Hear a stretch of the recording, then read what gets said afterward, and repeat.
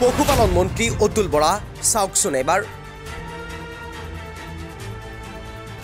সৰুপথাৰ জিলাৰ এইখন পশু চিকিৎসালয়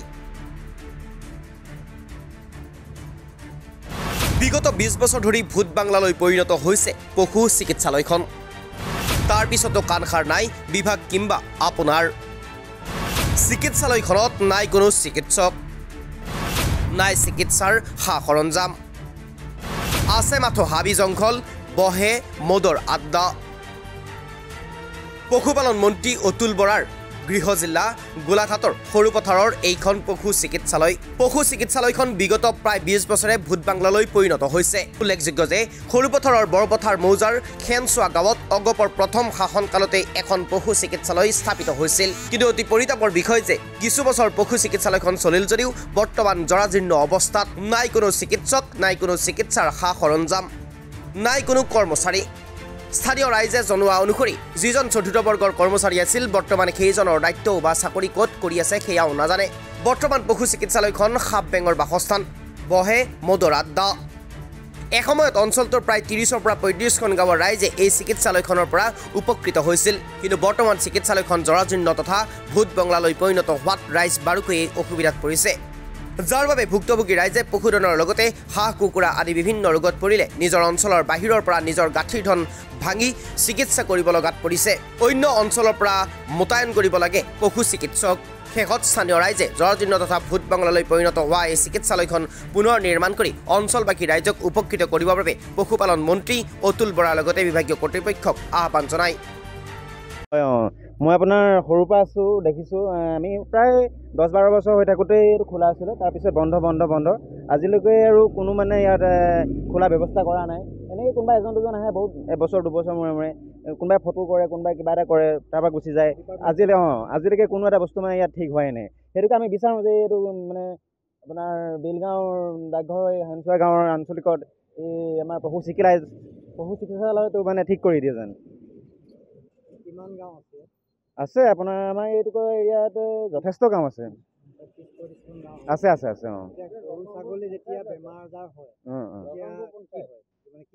আমাৰ কি কৰে মানে বহুত অসুবিধা হয় বৰপথাৰ এইফালে জামুগুৰিৰ পৰা ডাক্তৰ মাতি আনিবলগীয়া হয় গাঁৱত তেনেকুৱা ডাক্তৰজন নাই অসুবিধা হয় বহুত গাঁৱতে হ'লে বহুতে সুবিধা হ'ব অকল আমাৰ ওচৰৰ বুলি নহয় প্ৰত্যেকখন গাঁৱৰে সুবিধা হ'ব গৰু ছাগলী আজি কিছুদিনৰ আগতে বা এতিয়াও অসুখ হয় অসুখ হয় তাতে ৰাস্তা কিনাৰত কেতিয়াবা গাড়ীয়ে খুন্দিয়াই গৰু বা ছাগলী তেনেকুৱা ডাক্তৰ দৰকাৰ হয় বহুত দূৰৰ পৰা মাতি আনিবলগীয়া হয় তেনেকুৱাত কিছুমান গৰু ছাগলী মৰিয়ে যায় অসুবিধাত ডক্তৰৰ অসুবিধাত মৰিয়ে যায় কেতিয়াবা তেনেকুৱা যেন হয় ইয়াত এজন কৰ্মচাৰীও আছে আগতে ওচৰৰে আছিলে হ'লে তেখেতৰ মাটিয়ে চকীদাৰ এজন আছিলে কিন্তু এতিয়া বন্ধ হৈ যোৱাৰ পৰা তেখেতৰ মানে দিগদাৰ হ'ল অসুবিধা হ'ল কিমান দিন হ'ল এনেকৈ পৰিছে আপোনাৰ 20 বছৰ হৈ গ'ল 19-20 বছৰ হৈ গ'ল তাৰ আগতে চলিছিলে আমি সৰু তেতিয়া আপোনাৰ দেখোঁ আৰু কেতিয়াবা ডাক্তৰ আহে এনেকৈ ধৰক ৰাইজে পশু মানে লৈ আহে গৰু বা ছাগলী এনেকৈ লৈ আহে তেতিয়া উপকৃত হৈছিলে ডাক্তৰ আহিছিলে বা চকীদাৰজনেও কেতিয়াবা চাইছিলে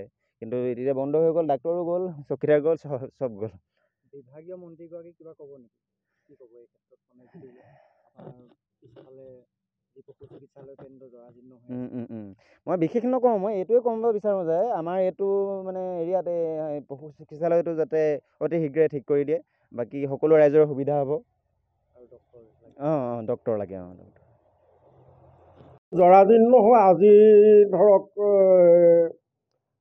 গঠন হোৱাটো প্ৰথম যেতিয়া আমাৰ অসম গণ পৰিষদ গঠন হোৱাৰ পিছতেই আমাৰ এই পশু চিকিৎসালয়খন স্থাপিত হৈছিলে কিন্তু এই চিকিৎসালয়খন মাত্ৰ 10 বছৰ কি 8 বছৰ ইমানেই আমাৰ সুকলমে চলিলে ইয়াৰ পাছত একাধিক্ৰমে ইয়াত ডক্তৰ নাই কালিলৈ কম্পাউণ্ডাৰ নাই কালিলৈ কিবা নাই এনেধৰণে কৰোঁতে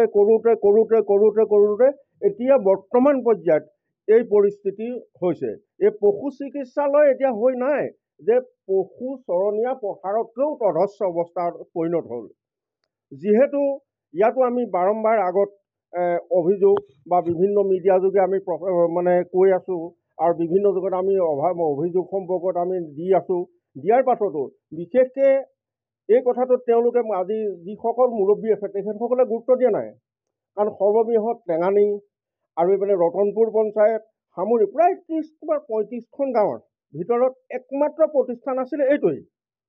কাৰণ কি এতিয়া যিটো সমস্যা আমাৰ সৃষ্টি হৈছে, কোনোবা এজনে ধৰক আমাৰ গৰু এটা বেমাৰ হৈছে বা কোনোবা এজন ছাগলী এটা বেমাৰ হৈছে, চিধাই আমি ডক্টৰৰ কাৰণে হাহাকাৰ কৰিব লাগে।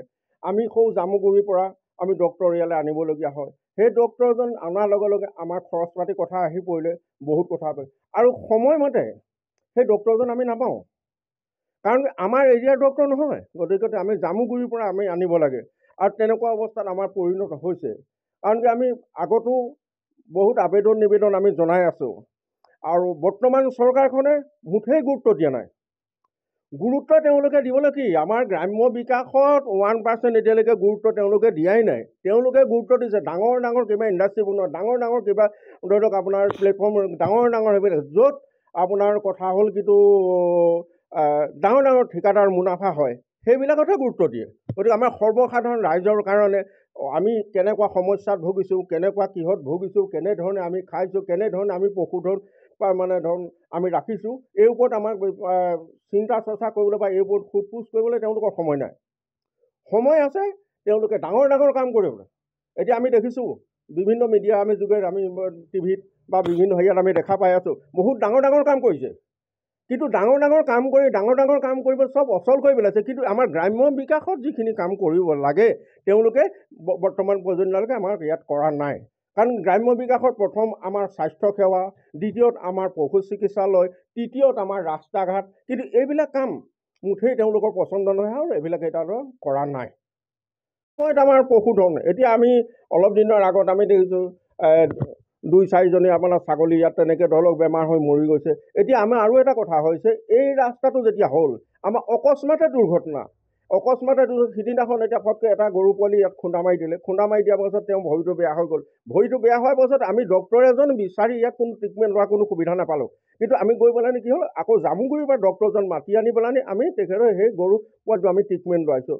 গতিকে তাৰ ভিতৰত এতিয়া বিভিন্ন সময়ত আমি দেখিছোঁ গৰু ছাগলী চবকা বেমাৰত পৰে, বা আজিকালি ছাগলীত এতিয়া ধৰক আপোনাৰ ছালৰ ফোঁহা উঠে, তেনেকুৱা কিছুমান বেমাৰত পৰে। বেমাৰ পৰি আমাৰ বহুত ছাগলী গৰু আমাৰ নিজৰ মৰি গৈছেগৈ। কিন্তু আমি ডক্টৰজন জামুগুৰিত পাওঁ, কিন্তু যথা সময়ত আমি গ'লে নাপাওঁ। কাৰণ কি এৰিয়াটো আমাৰ বেলেগ, গতিকে তেখেতক আমি হায়াৰ কৰি আনিব লাগে। এতিয়া হায়াৰ কৰি অনাৰ লগে লগে আমাৰ যথেষ্ট খৰচৰ কথা আহি পৰিলে। কিন্তু এজন দুখীয়া পৰিয়ালে ছাগলী এজনী পুহিছে, ছাগলীজনীৰ ওপৰতে জীৱিকা নিৰ্ভৰ কৰিছে, গৰু এজন পুহিছে, গৰুটোৰ ওপৰতে জীৱিকা নিৰ্ভৰ কৰিছে। তেওঁ অত্যন্ত ইমান খৰচ কৰি বা খৰচী কৰি পেলাই ডক্টৰজন মটৰচাইকেল নি আনিব পৰা ক্ষমতা নাই। গতিকে নথকাৰ কাৰণে কি হৈছে, সেই গৰু আৰু ছাগলী ঘৰতে মৰি গৈছে।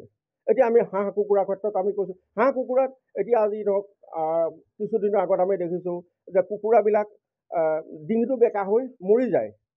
কিন্তু আমি তৎকালীন তাক এটা ঔষধ বা কিবা এটা খুৱাবৰ কাৰণে আমাৰ কোনো ব্যৱস্থা নাই। কিন্তু কুকুৰাজনীৰ মূল্যটো 100 টকা, কিন্তু আমি ডক্টৰজনলৈ আনিবলৈ গ'লে খৰচ হয় আমাৰ 300 টকা। তেতিয়া আমি 300 টকালৈ চাম নাই, আমি 100 টকা মৰি যে শেষ হৈ যাওক, এনেকুৱা এটা আমাৰ পৰ্যায়ৰ সৃষ্টি হৈছে। আমাৰ যদি ঠাইতে আমাৰ যদি এই চিকিৎসালয়খন থাকিলেহেঁতেন, ইয়াত ডক্টৰ থাকিলেহেঁতেন, তেতিয়া আমি ইয়াৰ পৰা আনি পেলাই সৌ পাউদাৰ বা যি ব্যৱস্থা হয় তেওঁলোকে আমাক কৰি দিলেহেঁতেন। তেতিয়া আমি অন্ততঃ আমাৰ উপকাৰ হ'লহেঁতেন, যে গ্ৰাম্য বিকাশত আমাৰ যথেষ্ট সহায় হ'লহেঁতেন।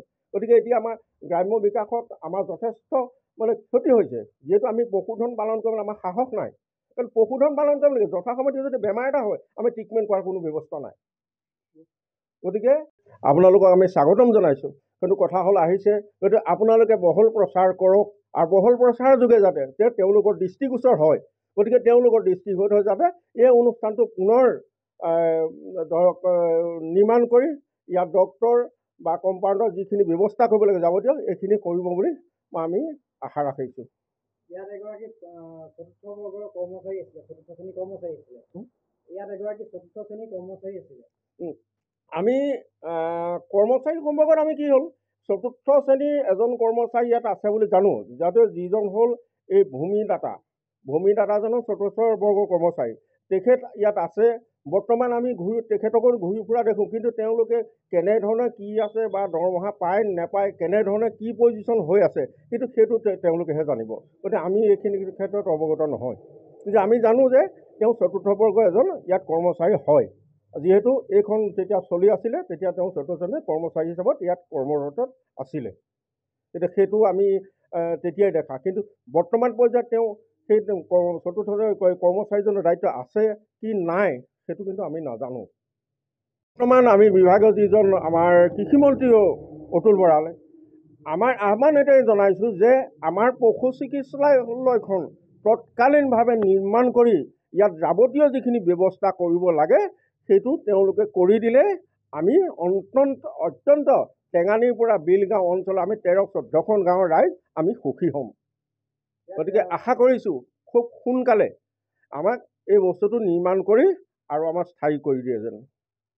আৰু আমি বিভাগীয় কৰ্তৃপক্ষ আমি অতুল বৰা মহোদয়লৈ আমি বিনম্ৰভাৱে অনুৰোধ জনাইছোঁ যে তৎকালীনভাৱে এই পশু চিকিৎসালয়খন নিৰ্মাণ কৰি যাৱতীয় যিখিনি ব্যৱস্থা আছে তেখেতে কৰি দিলে আমি টেঙানীৰ ৰতনপুৰৰ পৰা আদি কৰি আমাৰ এই 30 বা 35খন গাঁও ৰাইজ সুখী হ'ব।